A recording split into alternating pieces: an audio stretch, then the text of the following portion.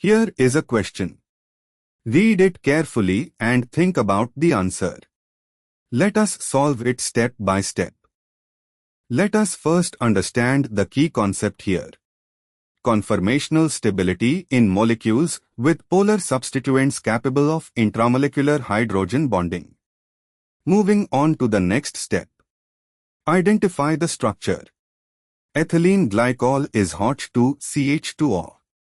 Rotating about the C to C bond gives different conformations: anti, dihedral angle ~180 degree, gauche, ~60 degree, partially eclipsed, ~120 degree, and fully eclipsed, 0 degrees.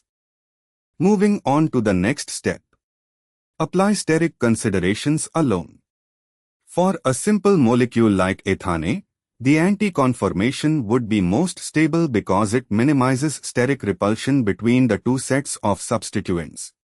By this logic alone, the anti-conformation of ethylene glycol, of groups 180 degrees apart, should be most stable.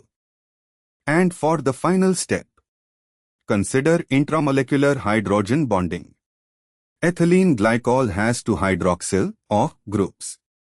In the gauche conformation, dihedral angle ~60 degree, the two OH groups are close enough in space to form an intramolecular hydrogen bond, OH. This stabilizing interaction lowers the energy of the gauche conformer significantly. Compare stability. Although the anti-conformation avoids steric repulsion between the OH groups, it does not allow intramolecular H bonding. The gauche conformation, while having some gauche strain, is stabilized by the intramolecular hydrogen bond between the two hydroxyl groups, making it the net most stable conformation in the gas phase and in nonpolar environments. Eliminate other options.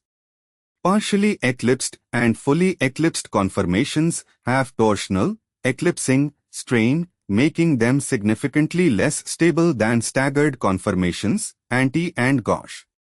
Conclusion: the intramolecular hydrogen bonding in the gauche conformation of ethylene glycol overcomes the gauche strain, making gauche more stable than anti. Therefore, the correct answer is B.